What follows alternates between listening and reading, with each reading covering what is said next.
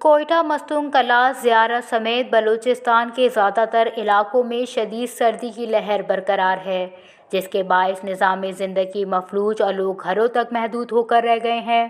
تفصیلات کے مطابق کوئٹہ کلاں زیارت سمیت بلوچستان کے مختلف علاقوں میں شدید سردی کی لہر میں مزید اضافہ ہو گیا ہے۔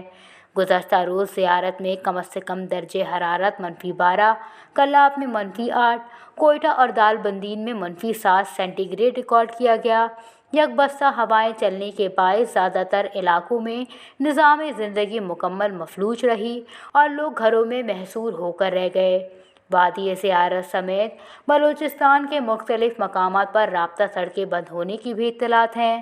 ضلع انتظامیہ اور BNR ٹریفک کو رواں رکھنے کے لیے سڑکوں پر ہیوی مشینری کے ساتھ موجود ہیں۔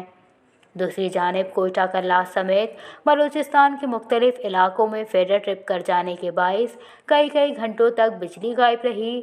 شدید سردی میں لوگ گیس کی سہولت سے محروم ہیں، جس کے باعث صارفین خصوصاً خواتین کو امور خانہ داری میں شدید مصائب کا سامنا ہے، جبکہ مساجد میں شہری ٹھنڈے پانی سے وضو کرنے پر مجبور ہیں۔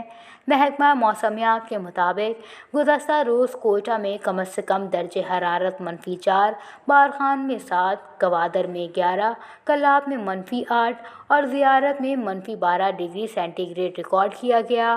آج جمعے کو صوبے کے بیشتر اضلاع میں موسم شدید سرد اور خشک رہے گا۔